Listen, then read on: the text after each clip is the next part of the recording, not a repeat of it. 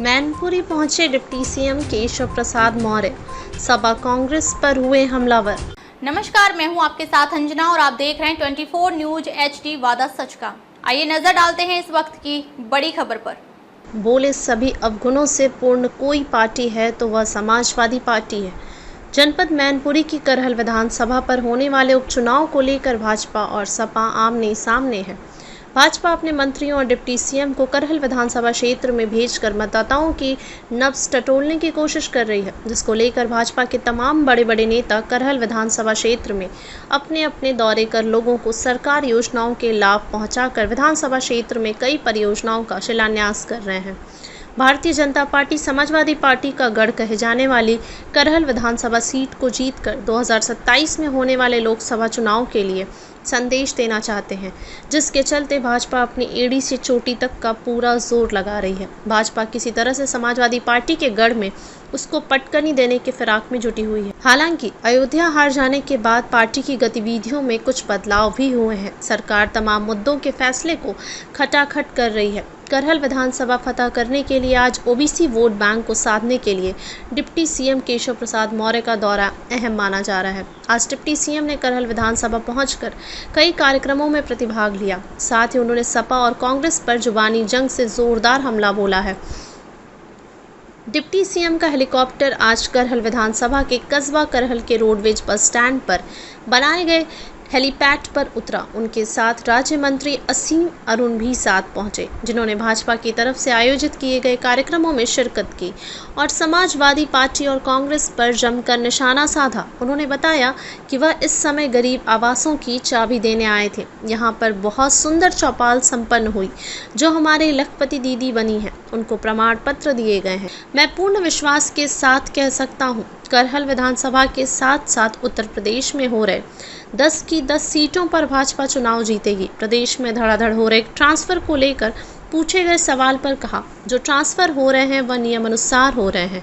अखिलेश यादव को उनसे कोई परेशानी है तो वह बताएं। सरकार के द्वारा मंदिरों में कराए जा रहे कार्यक्रम को लेकर पूछे गए सवालों पर कहा कि जो लोग ऐसे कार्यक्रम रोक रहे हैं वह तुष्टीकरण की राजनीति कर रहे हैं। उन्होंने कहा, क्या अब इस सरकार में कहीं भूमियां कब्जा पा रहे हैं या किसी माता बहनों की सुरक्षा आबरू पर कोई हाथ डाल पा रहा है? क्या बुजुर्गों के साथ कोई अपमान हो रहा है? क्या इस सरकार में ऐसा कुछ नहीं हो रहा? इन्हीं सारे सभी अवगुणों से पूर्ण अगर कोई पार्टी है तो वह समाजवादी पार्टी है। जब से इनकी पार्टी के सांसद विधायक जेल गए हैं, उसमें चाहे राहुल गांधी हों, जब से उनकी पार्टियों के लोग जेल गए हैं, तब से अहंकार के बादल बनकर आकाश में पहुंच गए हैं। इन लोगों ने सोचा था इस देश के गरीब माँ बाप के बेटे प्रधानमंत्री को तीसरी बार प्रधानमंत्री नहीं बनने देंगे, लेकिन देश की जनता ने मोदी जी को तीसरी बार भी प्रधानमंत्री बना दिया। साइमुल हसन, एडिटर इन चीफ की रिपोर्ट। किट से लेकर के आवास की जो डेमो चेक की चाबी है वो लेकर के यहाँ पर देने का काम किया गया। बहुत शानदार चौपाल संपन्न हुई। यहाँ स्टॉल भी समूह के द्वारा लगाए गए। हमारी कई लखपति दीदी बनी हैं, जिसको प्रमाण पत्र भी देने का काम हुआ है। और मैं विश्वास से कह सकता हूँ कि करहल विधानसभा ही नहीं, हम उत्तर प्रदेश के जो 10 उपचुनाव हैं उनको जीतेंगे। अखिलेश यादव का कहना है कि 10 सीटों में जो उपचुनाव होने वाले हैं उससे बीजेपी हार के डर से बौखलाई और मनमाफिक तरीके से अधिकारियों के तबादले कर रही है। श्री अखिलेश यादव जी मंत्री नहीं हैं, उनकी कोई शिकायत कोई समस्या है सरकार को बता में ट्रांसफर करना ये हमारी सरकार का अधिकार है। उनको व्याख्यान देने का अधिकार व्याख्यान देंगे। अच्छा, नवरात्र में योगी जी की तरफ से एक सर्कुलर जारी किया गया संस्कृति विभाग की तरफ से कि जितने भी मंदिर हैं उसमें सभी पूजा पाठ और धार्मिक आयोजन कराए जाएं, जिसकी डीएम की जिम्मेदारी होगी।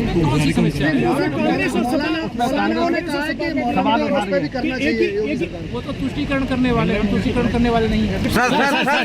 खबरों में अब तक के लिए बस इतना ही। फिर होगी आपसे मुलाकात एक ऐसे ही बड़ी खबर के साथ। तब तक के लिए नमस्कार और देखते रहिए 24 न्यूज HD वादा सच का। अगर आपको वीडियो पसंद आया हो तो लाइक करें व चैनल को सब्सक्राइब करें। ऐसे ही लेटेस्ट अपडेट पाने के लिए बेल आइकन प्रेस करना ना भूलें। अगर आप हमारी खबर को फेसबुक के माध्यम से देख रहे हैं तो हमारे पेज को फॉलो जरूर करें। धन्यवाद।